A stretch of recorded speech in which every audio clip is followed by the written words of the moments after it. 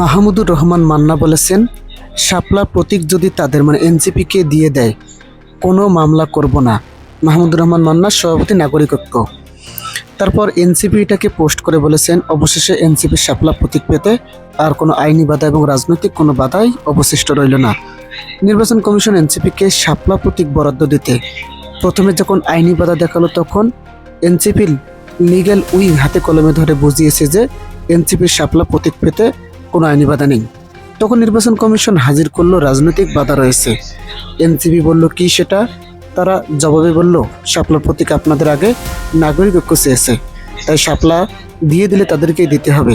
কিন্তু আজ যখন নাগরিক ঐক্যের সভাপতি মাহমুদুর রহমান মান্না জানিয়ে দিলেন যে এনসিপিকে শাপলা দিলে তাদের দল থেকে কোনো মামলা করা হবে না, তখন নির্বাচন কমিশন যে রাজনৈতিক বাধার কথা বলেছিল সেটিও আর থাকছে না।